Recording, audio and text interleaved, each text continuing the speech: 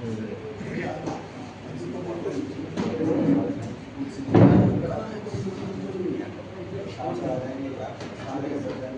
साथियों,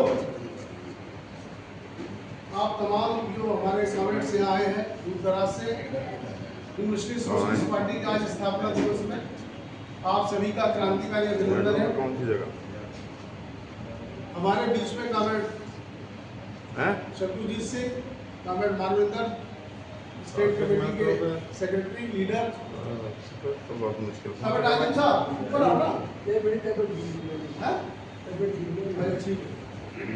तो ये है, तो हमारा आज का स्थापना दिवस है, इसके लिए आप सभी को मैं क्रांतिकारी अभिनंदन करता हूँ। और उसके साथ ही मैं थोड़ा एक आपको उसके परिप्रेक्ष्य में थोड़ा ले जाना चाहूँगा कि कैसे हमारी पार्टी की स्थापना हुई 1940 के अंदर। आज 85 साल हो गए इस पार्टी को। तो हम थोड़ी देर में सोशलिस्ट पार्टी देश के अंदर आज़ादी का आंदोलन चल रहा था। उस समय में देश में दो तरह की धाराएं काम कर रही थी, एक तो गरम दल और दूसरी नरम दल। गरम दल में गांधी जी थे और गरम दल में तमाम क्रांतिकारी साथी, वो लोग देश की आज़ादी के लिए काम कर रहे थे। आप जानते हैं चंद्रशेखर आजाद, भगत सिंह, ये तमाम लोग जो थे क्रांतिकारी विचारधारा से थे, और भी जो बड़े सीनियर लीडर्स थे वो भी क्रांतिकारी विचारधारा से थे। और एक समय ऐसा आया 1934 के अंदर कांग्रेस सोशलिस्ट पार्टी का गठन हुआ।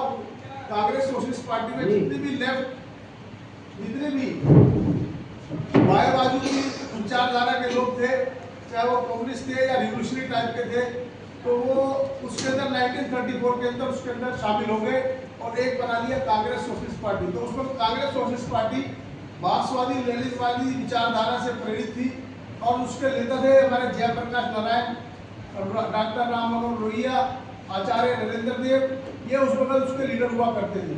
लेकिन जब देश के अंदर हालात इस तरीके के चलने लगे तो कांग्रेस के अंदर एक इलेक्शन हुआ। जब कांग्रेस एक मंच था, प्लेटफॉर्म था, उसमें रिवोल्यूशनरी लोग भी काम करते थे, लेफ्ट के लोग भी काम करते थे और दूसरी सोशलिस्ट विचारधारा के लोग भी उसमें काम करते थे।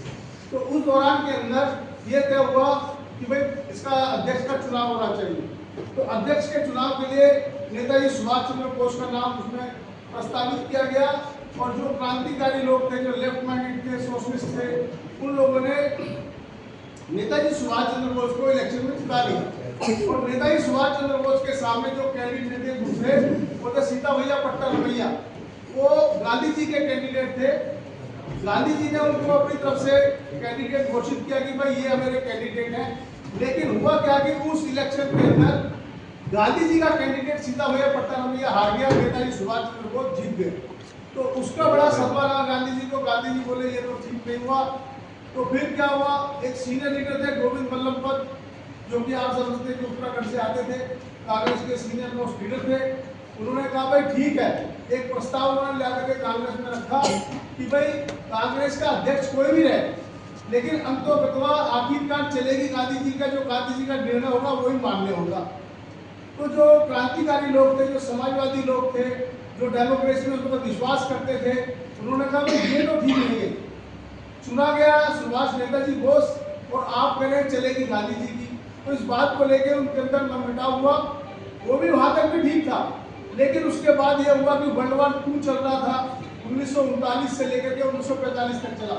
जब 1939 के अंदर जब वर्ल्ड वॉर चला तो उस वक्त क्या किया गांधी जी ने कि भाई हम जो है ना इस लड़ाई के अंदर अंग्रेजों का साथ देंगे, ब्रिटानिया हुकूमत का साथ देंगे।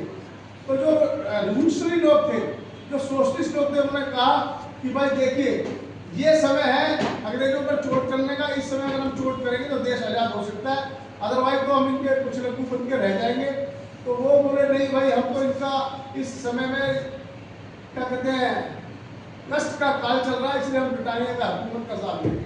तो उसको लेकर के फिर रामगढ़ के अंदर एक सम्मेलन हुआ। ये मैं आपको इसकी पृष्ठभूमि इसलिए बता रहा हूँ ताकि आप सीनियर लोग हैं समझें इस बात को। तो रामगढ़ आज की डेट में बिहार के अंदर है, वहाँ सम्मेलन हुआ। एक तरफ हुआ समझौतावादी सम्मेलन, एक हुआ गैर समझौतावादी सम्मेलन। समझौतावादी इसलिए जिन्होंने ये समझौता किया कि हम अंग्रेजों का साथ देंगे वर्ल्ड वॉर में, और दूसरी तरफ वो नौजवान क्रांतिकारी साथी जो ये कह रहे थे कि भाई हम इस लड़ाई के अंदर, इस बलयुद्ध के अंदर अंग्रेजों का ब्रिटानिया हुकूमत का साथ ले जाएंगे। तो 2 खेमे हो गए।